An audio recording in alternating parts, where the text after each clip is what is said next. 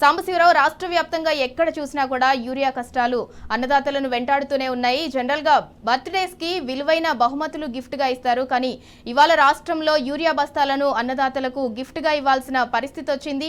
Already ఒక జిల్లాలో అన్నదాతలు బర్త్డేకి యూరియా బస్తాను కూడా గిఫ్ట్ ఇవ్వడం మనం చూసాము. దానికి సంబంధించి పూర్తి డీటెయిల్స్ ఏంటి? ఉమ్మడి ఖమ్మం జిల్లా వ్యాప్తంగా కూడా యూరియా కష్టాలు ఏ విధంగా ఉన్నాయి? దానికి సంబంధించి డీటెయిల్స్ ఏంటి?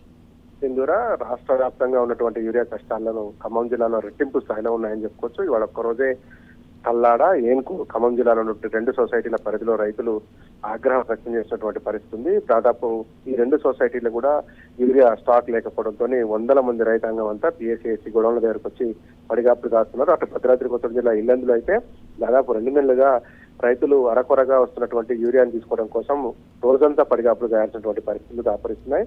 రైతాంగం ఆవేదన వ్యక్తం చేస్తుంది. ఇది ఇక్కడే ప్రభుత్వం ఏరికోరి తెచ్చుకొని ఓటేసేందుకు మార్పు తీసుకొస్తామని చెప్పినటువంటి కాంగ్రెస్ పెద్దలు మార్పు తీసుకురాకపోగా రైతులను ఏమారుస్తున్నారంటూ కూడా ఆవేదన వ్యక్తం చేస్తున్నారు. మార్పు బాగుందా అంటూ పరస్పరం ఒకరినొకరు ఓదార్చుకుంటున్నటువంటి ఆడియో వీడియో దృశ్యాలు కూడా ఇవాళ సామాజిక మాధ్యమాల్లో పెద్ద ఎత్తున తిరుగుతున్నాయి. రైతుల యొక్క పరిస్థితి ఎంత దారుణంగా ఉందంటే 3 మంత్రులు ఉన్నటువంటి జిల్లాలో ఒక మంత్రికి కనీసం వాళ్ళకు ఉన్నటువంటి కష్టాలను అడ్రస్ చేసేటువంటి సమయం కూడా లేకపోయిందంటూ రైతాంగం ఏదైనా వ్యక్తం చేస్తుంది. 1 రోజు 2 రైట్, థ్యాంక్ యూ సాంబా.